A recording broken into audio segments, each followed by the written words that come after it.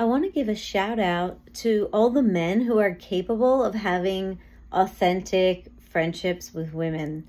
It is so nice. I have been chatting with a neighbor of mine. He manages the used car lot 3 blocks away from my house, and we've become friends. He's helped me out with my car a bunch of times. He's really honest. My first impression of this man was sometimes when I'm out in the world and I'm seeing that there's litter all over the ground, in the past I would get very upset about it. I'd be like, people are so terrible and they're destroying the world and everything's garbage.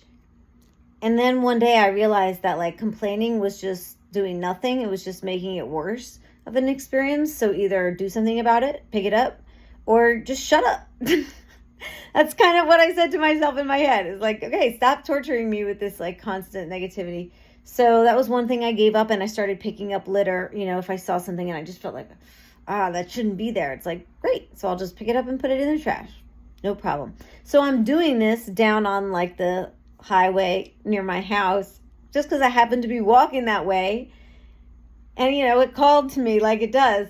And as I was doing that, I look up and I see a man also picking up trash from the side of the road.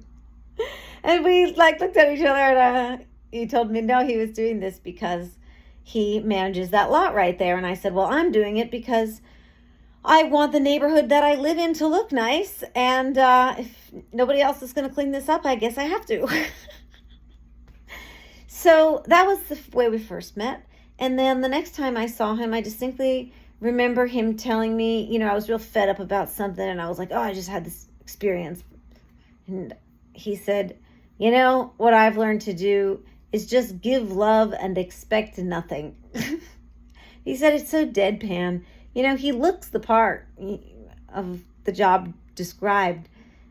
He's a weathered man, and he's a recovering alcoholic, and he's been through some shit. He's a felon. But he's such a good person, and he has so many wise and valuable insights on life. He told me that every day he meditates, at least twice a day, and before he meditates, every time he begins by saying, I don't know if it's out loud or in his mind, but he says, the answer is yes, God. Now, what's the question? And then he sits down and he meditates. And I'm like, is this used car salesman like a monk in disguise? This is wild. I learned that piece of information today because I had to pick up my car. He was doing something for me, and it was a little late, and it was like I was the last person, you know, he was leaving after he gave me my keys back. So we just had a little joint there on the edge of the lot as the sun was setting and just talking shit. And I said, you know, actually I want to take a walk. I like to try to walk about 20 minutes a day. And you wanted to take a walk around the neighborhood with me? So he said, sure.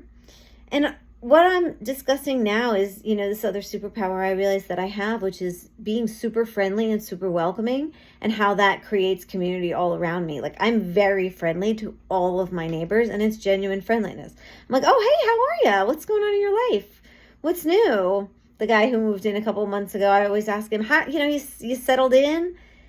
Is it staying cool up there for you? And just make him laugh about something, make some little joke in our casual interaction, and just create this feeling of friendliness. Like, yeah, I'm your neighbor. We live like right there. So when I see you, I'm not just like, sup, you know, I'm really interested. Who are you and how are you? And so that extends now in a 3-block radius to include the people. It's actually 2 guys who work at this lot that have become friends of mine. And what inspired me to make this video, which I think is maybe winding and meandering, but certainly valuable in the thoughts it provokes. When our walk was over, it was like, you know, it was nice. It was like hanging out with a friend in the neighborhood. It was like, hey, what are you doing right now? You want to take a walk? It's like, want to go ride our bikes? You want to skateboard down by the old pharmacy? It's like having a friend. And it felt so nice. And for sure, within the first couple of interactions, when I first started, visiting they're like, they do it all. They get used cars and then they fix them up and they make them nice. And he actually has a lot of integrity in his business, and he doesn't sell junkers. He fixes things up right. And then, he was like, well, the owner said, go ahead and let outsiders, they don't need to buy the car. Let's just use it as a mechanic shop. Anyway, he took his shot when we first met. He put a little feeler out there like, oh, if you're single, I could help you out in that department. And I just deflected it with like this skill that women have to develop, like it or not, stop complaining, you have to do it.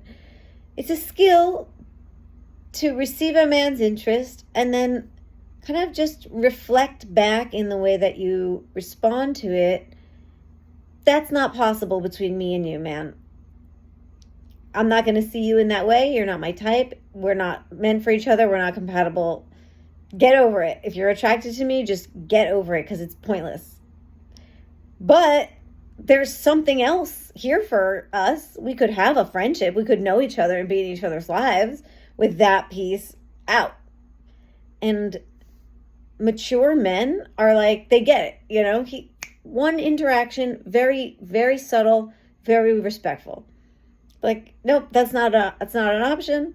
And I could see he was like, cool, I just like this person. So now we just know each other. And when this walk was over, it was really beautiful. We talked about our spiritualities and our lives, like real friends do. And I went to give him a hug goodbye, and he hugged me with like so much space between his shoulders and like so much hips back, like the most respectful hug that a man could ever give a woman. And in that one gesture, he clearly communicated to me a message that says, I like and respect you as a human, and I would not dare to contaminate this beautiful friendship with some unwanted physical touch. And I'm very conscious that I'm a man and you're a woman, and I'm conscious that you're beautiful, and I'm going to respect you and not objectify you in any way at all, and just be equals and be in what's real, the reality of a natural overlap when people don't want things from each other except to know each other, except to share our very varied experiences in life, and yet we tend to circle around the same conclusions. Give love and expect nothing.